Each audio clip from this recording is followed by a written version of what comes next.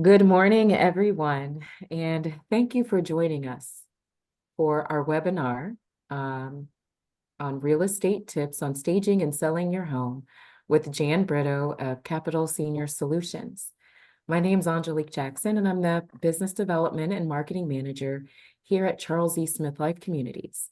Our organization takes pride in providing personalized care and experiences tailored to the unique needs of older adults.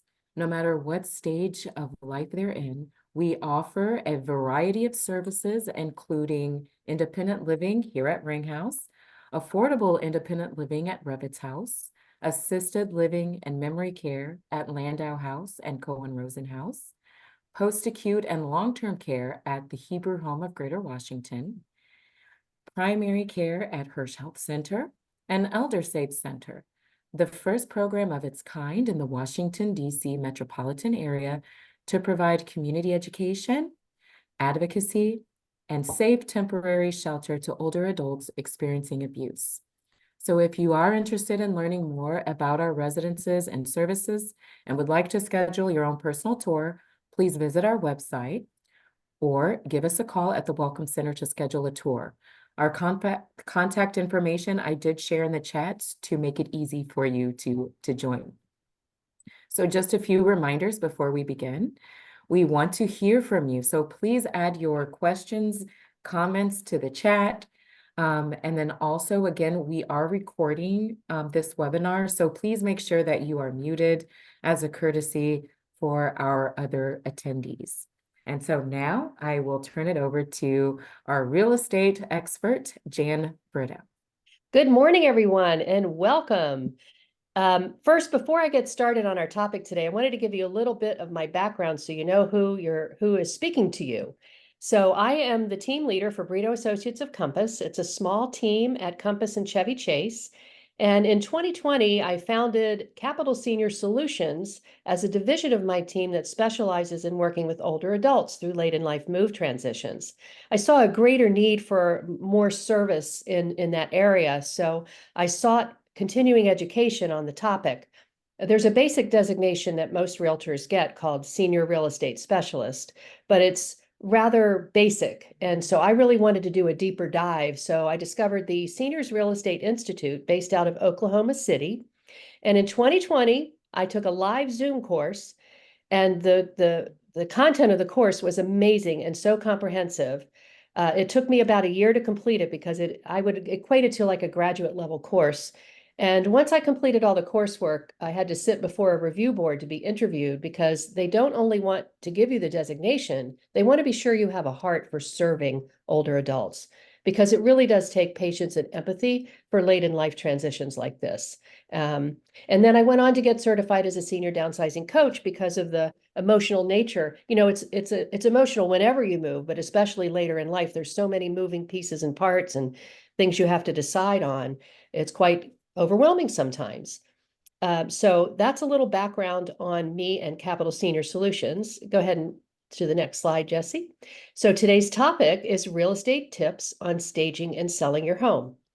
Go ahead, change slides. I wanted to also mention that if you do have any questions, please feel free to raise your hand anytime during the presentation or put your question in the chat, and we'll be sure to address everything. So one of the burning questions people usually think about when they start thinking about putting their home on the market is, well, should I just sell it as is, or should I put money into making improvements? What makes the most sense? What's going to give me the best return? So I wanted to briefly talk about that. You know, it really is going to depend on your situation. If you are inclined to not want to do anything and sell as is, we can certainly make that happen. Don't let that scare you. People have many reasons for selling homes as is. It doesn't mean there's something wrong with it. It just means you don't want to have to deal with making any improvements. I will tell you that even when I sell a house as is, for instance, it might be an older home with dated kitchen and baths and even original wallpaper.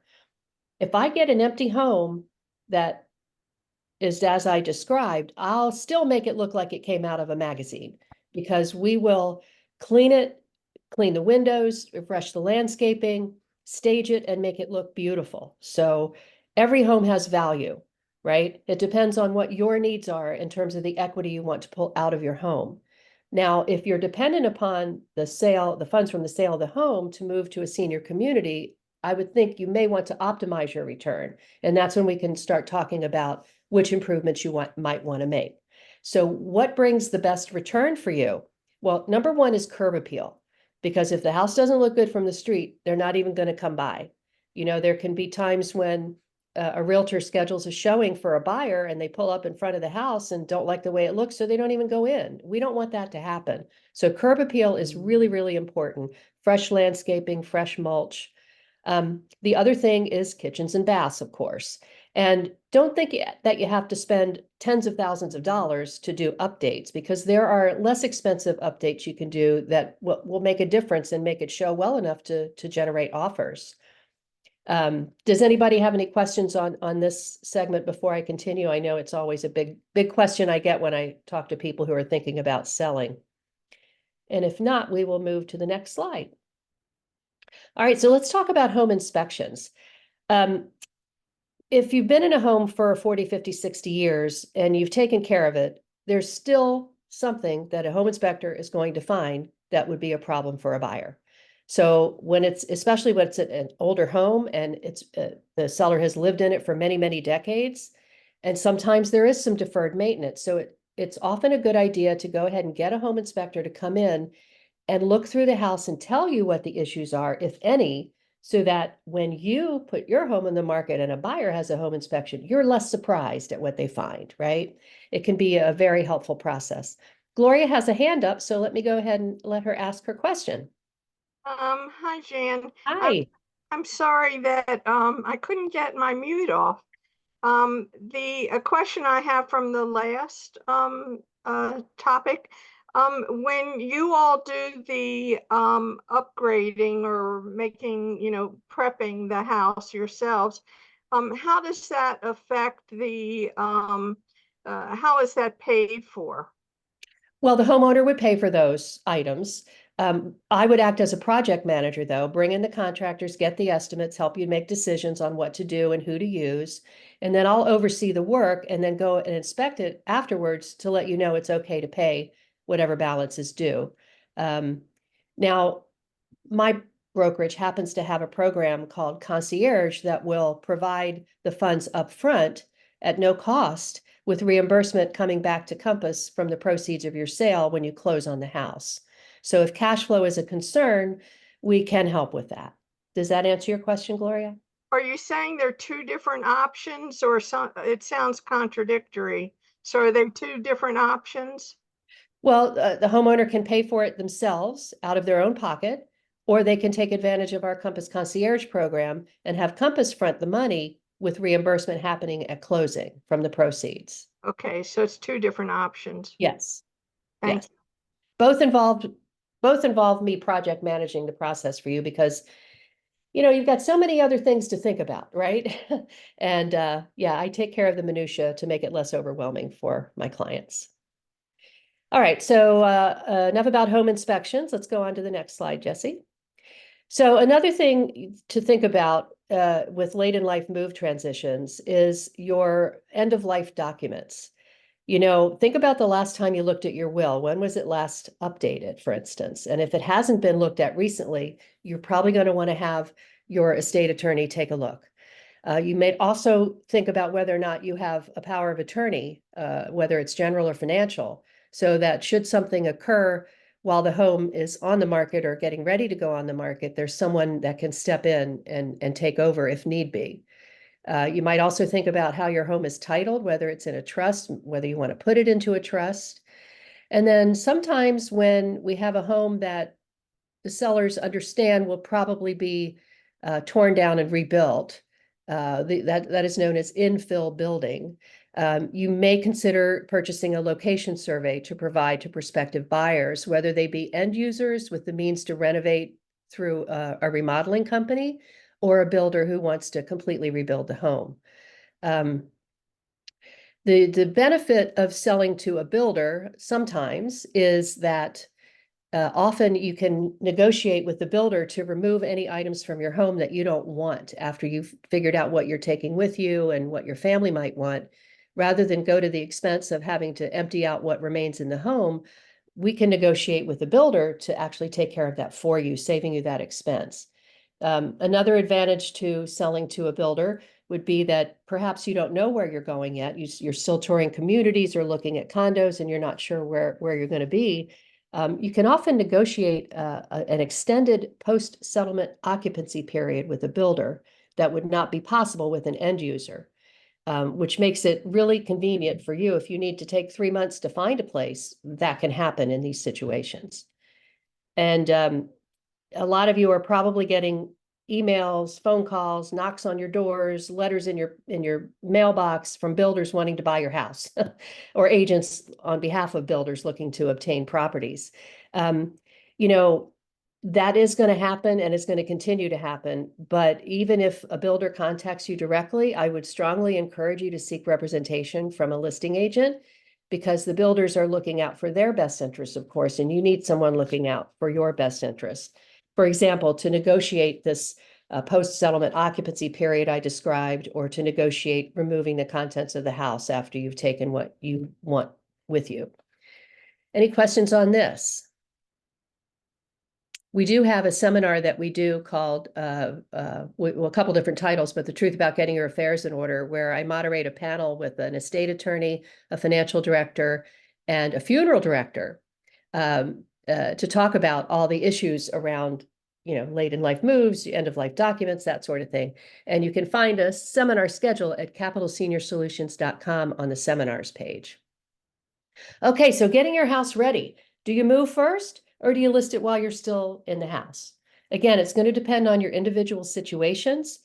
I should warn you, I guess, that trying to list the house while you're still living there can be quite disruptive, especially in a market where there's very, very low inventory like there is now. It's still very much a seller's market in our area. So for showings, the house has to be show ready. Toilet seats down, no dishes in the sink, window shades up, beds made, everything perfect. And you have to leave for every showing. So for instance, we might put a house on the market on a Thursday. And if we've priced it and positioned it properly, we should have one showing after another. So do you want to actually be leaving for every showing? Or maybe you want to take a long weekend at a hotel somewhere and enjoy, a little time away while you allow people to get through the home during the first weekend on the market. And then there's a question about staging, whether or not to stage. I am a firm believer in staging. I actually cover the cost of staging, including furniture rental, for my sellers, because I believe it makes all the difference in the world in how a home shows and how quickly it sells and for how much it sells. If you're still living in the property, I would bring in a staging consultant to help you decide how perhaps to rearrange things in the home, the best places to declutter. They might even move furniture from one room to another, one level to another to optimize the look, provided you're comfortable with that. But I do think it makes a world of difference. And then in terms of how to start decluttering, do I see a question? I saw somebody waving, or was that a hand up? Let's see. Dan, did you have a question? Okay, I guess not. Anyway, so when and how to start decluttering? Well, now, even if you're not moving for a couple of years, even if you haven't decided if you're moving, it's never too soon to start, because it's such an overwhelming task to start decluttering a home that you've lived in for many years. I've only lived in my current home for about 17 years, and I cleaned out a huge closet in my dining room recently. And darned if I didn't find over 24 flower vases in there. What the heck do I need 24 flower vases for? I narrowed it down to 3 and felt like I'd really accomplished something. So a bite at a time, the same way you eat an elephant. That's how you declutter. A closet, a drawer, because it is a lengthy process. And you're going to have a lot of memories as you go through items that you find. In fact, we have a free monthly downsizers club that meets the first Friday of every month on Zoom. And it's a group of people, small support group. Some are aging in place. Some don't know where they want to go yet. Some are just exploring the downsizing process. But it's a great support because we share resources and challenges. We assign homework every month. so that you're doing a little bit at a time. So I put a sort of it looks like a Jeopardy wheel. I put it in the chat. You click it with your mouse and it spins, and whatever item it ends on is what you work on for that month. You know, it might be wrapping paper, hats and gloves, kitchen utensils, that kind of thing. So start small. That's the moral to the story. I already talked about curb appeal. That is everything. If your house doesn't pop from the outside, you know, even if you do nothing to the inside, it needs to have great curb appeal and nice landscaping. Now, odors are another concern. If you can, there's an old saying that I heard when I first got in the business, if you can smell it, you can't sell it. So, you know, dog odors, animal odors, cigarette smoke, we need to figure out a way to eliminate those odors before we put your home on the market, because it will definitely turn buyers off. And then deferred maintenance. Often when you've lived in a home for many years, there might be some deferred maintenance. So it's important for us to take a look at that. One of the ways to determine is through a home inspection. I see Dan waving his hand. Dan, did you want to unmute and ask a question? Yes, I have a question regarding the staging. Yes. And all of this process is wonderful that you described. Mm-hmm. Who is in charge for it? The real estate agent, or a special person that does the staging, or who is involved in this process? Mm-hmm. Well, when you work with Capital Senior Solutions, we act as project managers for the whole process. So we come in early, connect you with, for instance, a professional move manager, which I'll talk more about in a moment, connect you with the stagers and so forth. So we manage the whole process for you. Does that answer your question? This is included in a real estate In the commission? commission, or this is separate? With Capital Senior Solutions, it's included in the commission, but all realtors are different. Because we specialize in working with older adults, we want to have a very comprehensive service that takes a lot of the pressure off of you. So we'll pay for the staging, the landscaping refresh, the window washing, the deep clean. Yeah, I mean, any improvements to the home would be your responsibility, as I explained in answer to Gloria's question earlier. But otherwise, we manage the whole process and it's included in our commission. Thank you. You're welcome. Okay, next slide, Jesse. All right, so it's important to engage the help of professionals when you start this process.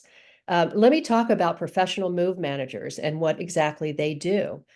I think every one of my older adults that I work with hires move managers. In fact, we believe in their services so much that we provide 3 hours free so you can experience the benefit of using them. So these are people that are members of the National Association of Senior Move Managers. If you do use a move manager, you want to make sure they are a member of that organization, because that means they're actual professionals who've been trained on the process and take their role seriously. Sometimes they're affiliated with moving companies, so they can arrange for the moving truck as well. But what they do is they come in, help you organize the stuff in your house, help you tag it. And, you know, they might use little stickies of different colors so you can go around your house and mark what you know you want to take with you. If you already know where you're going and you have the floor plan, give it to your move manager and they can help you determine what of your current furniture and belongings will fit within that floor plan and help you figure out how it's going to be arranged. So the first thing is to focus on what you're taking with you. Don't worry about the other stuff yet, what you're taking with you. Once you get through that process, you're going to want to look around your house and figure out what's going to be donated, what needs to be sent to family, what needs to go to the recycling center, those sorts of decisions. Move managers can help you get your things to all of those different points with the packing and the delivery and the shipment. Once they get to the other end and they're moving you into your new place, they will make your bed, unpack all the dishes, hang pictures, so that when you walk into your new home, everything is done for you and all you have to do is lay your head on your pillow and have a good night's sleep. It's an amazing service. The cost ranges anywhere from $75 to $85 an hour. And you can have a move manager come over and meet with you and do a free consultation, and they can give you an estimate of what they think the job would cost, depending on what your needs are. Any questions on that? There are several such companies here in the local area, and we're happy to refer you if you have the need. And then realtors. When do you engage a realtor? Many people feel like they don't want to bother a realtor if they're a year or more away from moving. But it's a common occurrence for us to sign listing agreements a year in advance with older adults because we need to be that resource. Whenever you have a question about anything, you need to have someone to go to. So you've already engaged a professional, you've got that resource, whether you're listing a year from now or 3 months from now.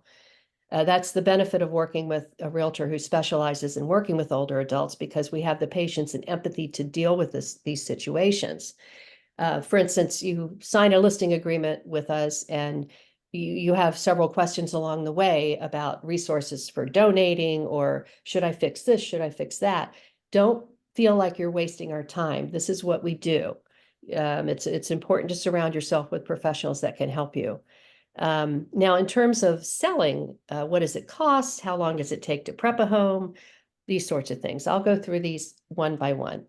So you all are probably aware of the news lately with the information on the lawsuits for the National Association of Realtors. There's a lot of misinformation about this situation out there. Commissions have always been negotiable. They have never been set by any organization, whether it be a national, state, or local organization. They've always been negotiable. Realtors charge varying levels of commissions depending on the level of service they provide. In terms of the cost, you're going to have the cost of your commission, the cost of any repairs you want to make, and then your closing costs will consist of your half, if you're in Montgomery County, of the transfer and recordation taxes. DC and Virginia have a similar tax. And then the settlement professional's fee, the settlement attorney's fee, your prorated taxes, and if you're in an HOA or a condo, you would have your prorated dues as well. I would say in terms of a percentage of the total sale price, you can estimate that the cost is going to range anywhere from 7 to 9%, for instance. And then how long does it take to prep a home before you get on the market? That's going to depend, again, on your particular situation and how much needs to be done, how much needs to be moved out. In terms of once we get the house, we can, if there are no repairs needed, we can have it on the market within a week or two, because we spend the time staging it, cleaning it, making the windows shine, getting the landscaping refreshed, getting professional photos and a professional floor plan. Because like I said, we want to make it look like it came out of a magazine. So all these steps are necessary to do it right. Now, if you are in a, for instance, distress situation and you do need to sell quickly, of course, we can move as quickly as you need us to. But to do it right, we do like to take the time that we feel is needed. How long does it take to sell a home? Well, as I mentioned earlier, it's still very much a seller's market. As a matter of fact, this might be a good time to share some information with you that came out this week from Lawrence Yun, who is the chief economist for the National Association of Realtors. If you don't mind, I'll read this to you. He said, an economy that is too hot is not good for interest rates. Hence, the latest news of some cooling in the labor market could mean the topping out of mortgage rates this week before more sustained declines through the remainder of this year. In April, the economy added 175,000 net new payroll jobs, one of the slower monthly job gains since the reopening of the economy after the COVID-induced lockdown. The unemployment rate ticked higher to 3.9%. The Federal Reserve is delaying and is cautious about inflation, but 6 to 8 rounds of rate cuts through the end of 2025 are likely to bring the interest rates down from current levels to match those during the pre-COVID years. Do not expect any major declines in mortgage rates, however. The federal budget deficit is massive. Heavy government borrowing will mean less money available for mortgage lending. Home sales were at near 30-year lows last year and still scratching along at that rate in the first quarter of this year. But there are 40 million more jobs and 70 million more people living in the country now compared to then.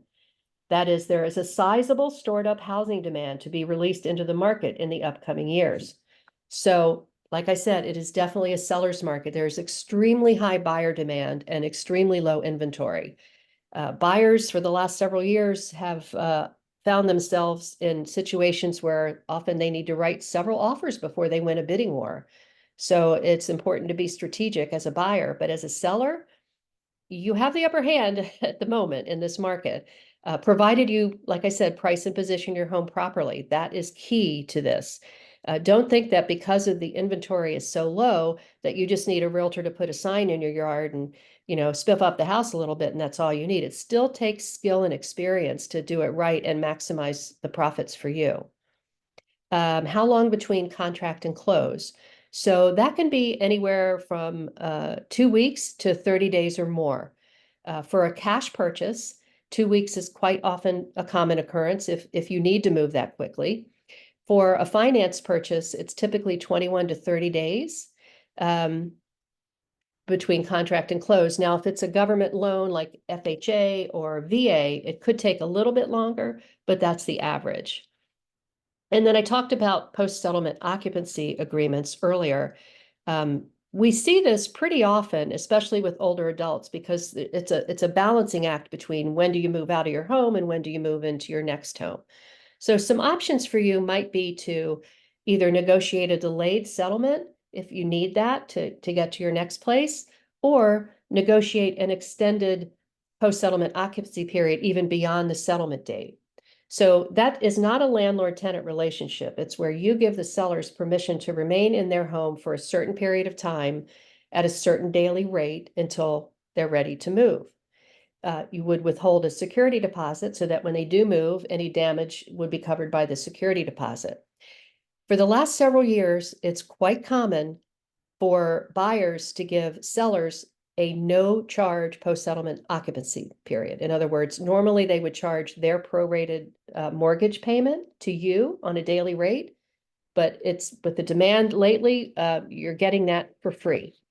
Now, if the purchaser is financing, the maximum period of time you would be allowed to give them is 60 days. But often that helps in a situation where you need to time your move carefully, because as I said, you can schedule not only a delayed settlement, but beyond that, a post-settlement occupancy period if that is what you need. The benefit to doing this oftentimes is if you're dependent upon the funds from the sale of your home to move to your next home, this gives you that cash in hand so that you can go ahead and make an offer on your next home while still giving you some time to remain in your current home to move and pack and that sort of thing.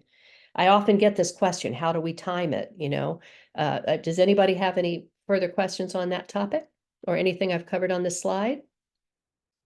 And if not, we'll move to the next one. Oh my goodness, I went through that pretty fast. So I mentioned our Downsizers Club that meets monthly. You can find the registration link at capitalseniorsolutions.com on the seminars page. And I see something in the chat. Let me see what this is. Oh, joined late. Resend link to tips. Oh, Angelique, I think that's a request for you. Yes, will you be providing, I guess, a tip sheet that I can send in the post-event email? I'm happy to do that. And then Oh, yeah, also, sure. Mary Ann, I'm going to send a recording of this presentation as well. So that would be helpful for you for all the things that you missed. Yeah, and Angelique, feel free to share the slides with Okay. the attendees if they'd like. Thank you. I Yeah. will do so. This is such a huge topic, and like I said, it can be overwhelming. I've touched on the high points, but I certainly didn't want to overwhelm anyone. I've given you a bit of a market update. I'm just curious, are the folks on the call all from Montgomery County or are from other areas? You feel free to unmute and join the conversation. I see some familiar names out there. Good to see you all. County. Montgomery County? Yes, Gloria. Cabin John. No, not that Cabin John. Glen Echo. Glen right? Echo. Yes. Okay, let's see what else. Oh, Michael's from Fairfax. Ah, okay. We do work in Virginia and DC as well. So what we also do for older adults is if you want to consider senior communities, we are happy to accompany you on tours to the communities and help you with questions to ask. Now, some communities offer referral fees to realtors who bring clients. We do not accept referral fees because we want you to select your home based on your needs and not because we might be getting some benefit from it. In the cases where we're offered a referral fee, we give it back to the client as a credit to use on their buy-in fee or other costs.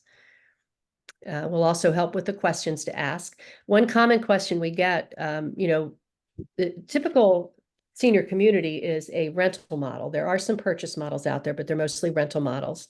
And they do have buy-in, or not buy-in, but move-in fees that can be quite hefty, ranging from a few thousand to $1 million, depending on the community. Some of those will have a refundable option, an 85% refundable option, which is quite nice, but it's a higher buy-in fee, of course, when you choose that option. But you can negotiate, just like any real estate. Don't think that the price you're given, the buy-in fee and the monthly rate cannot be negotiated. It can.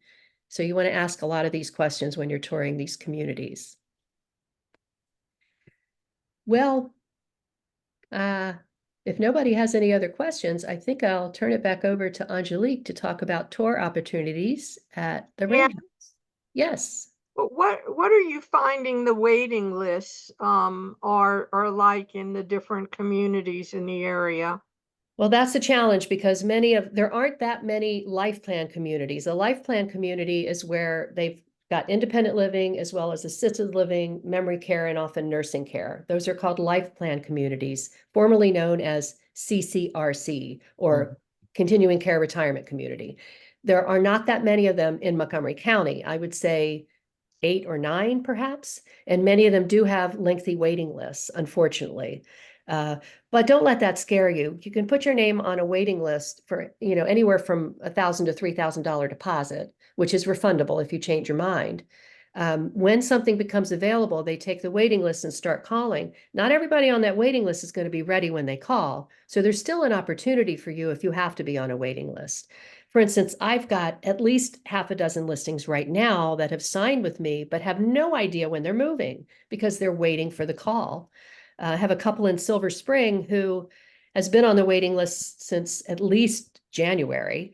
And we had a home inspection. We got some estimates from contractors on what they wanted to fix.